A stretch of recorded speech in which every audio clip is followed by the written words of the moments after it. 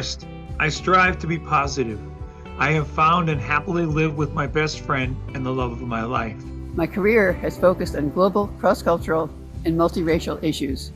My voice is very weak now and my balance is shot, and I'm afraid of bike riding or using power tools. Brain fog sucks. You walk in shoes with Velcro soles. Still, do like Taylor says, shake it off. I want them to know that about me first, rather than about the disease. Once I did it, I realized that, it really says everything that needs to be said. Limiting it to 55 words was really helpful because you had to cut out all the fluff. I shared this with my doctor and my neurologist to give them an idea of who I am.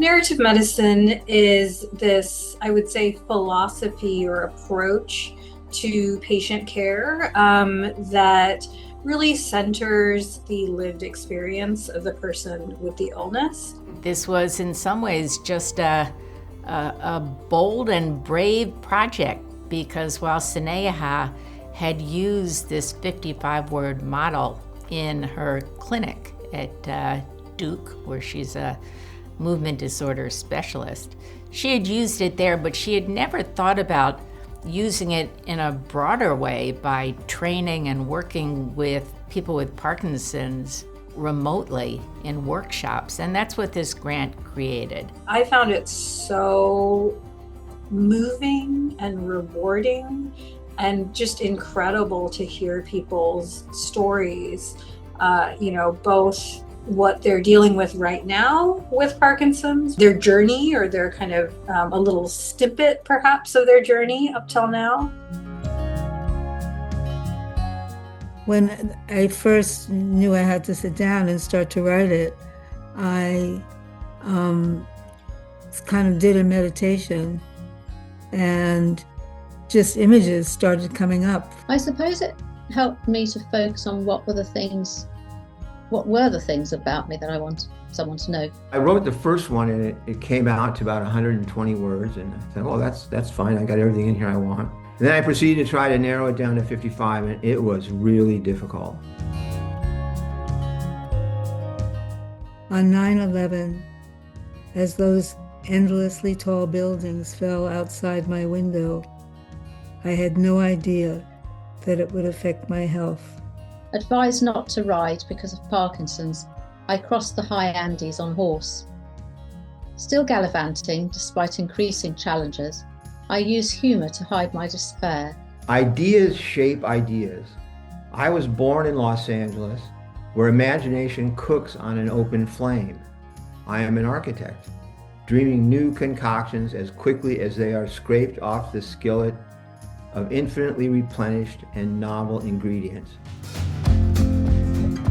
Honestly, the reason why it's 55 words is frankly because of, clinical time constraints. There's a chance that doctors will be able to read and look at this 55-word story and engage in a conversation with a patient about this narrative. We often ask them about specific symptoms, like you have tremor or stiffness, or does it affect your ability to write or use utensils or get dressed. But we don't always ask them well, what's important to you? But this narrative medicine story gives people a chance to, let the doctors and others, whoever they want to share it with, know about, a little bit about who they are as a person and what's important to them. And I really feel that, my doctor understands and we communicate well on mobility issues.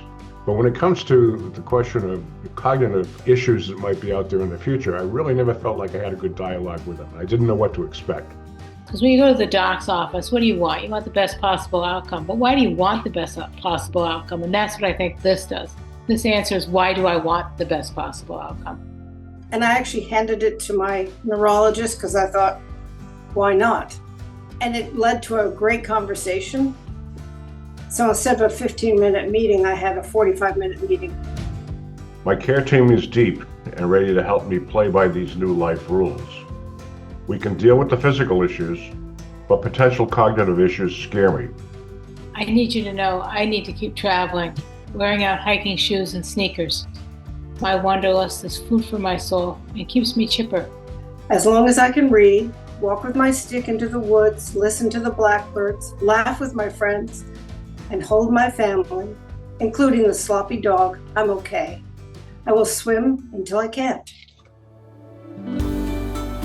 The first tip is to come up with your, what I call identity words. 3 things that sort of describe you in a way. Not each of them may be unique, but when put together, they create a picture of the unique you. Step number 2 would be to take one of those words, or perhaps each of them in turn, and write a little paragraph that demonstrates what that identity means to you.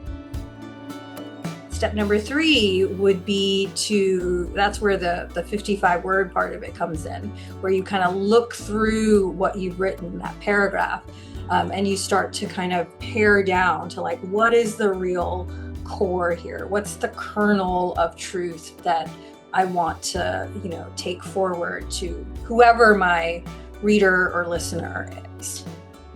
The process of reading my own words and going through the emotion that was attached to them and finding the one that I felt most strongly about was an interesting process.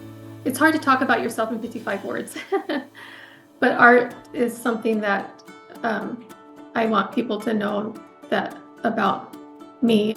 So I've used it basically just to share with my friends how I felt, but I couldn't communicate them verbally. So I've shared it with them, by just sending them the 55-word narrative.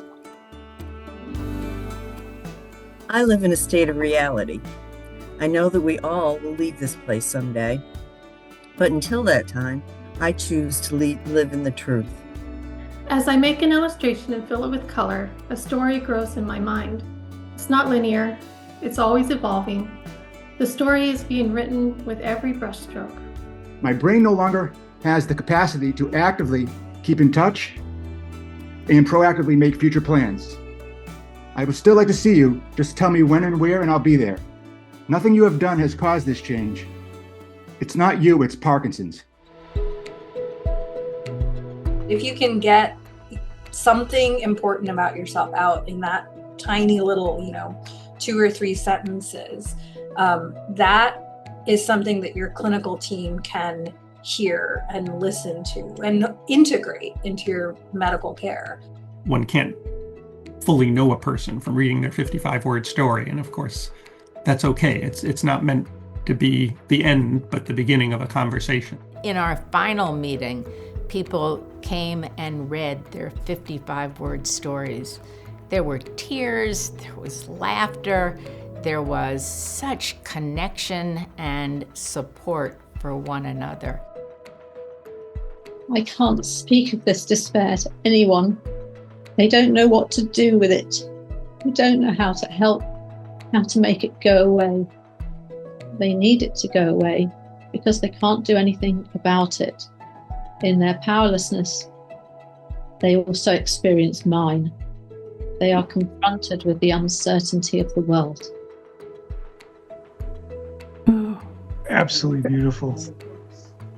Thank you for sharing that. That's so deep in the reality of what it is to have Parkinson's. Thank you, Michelle. In our own words, this grant was one that touched me profoundly and has influenced both my clinical practice in terms of thinking about a way of listening to patients and eliciting their stories. But not just with patients. In the world, who doesn't have a story that they want to tell and share? And once you hear that person's story and can really listen to it and think about the metaphors in this story, your relationship with that person is cemented in a very different way.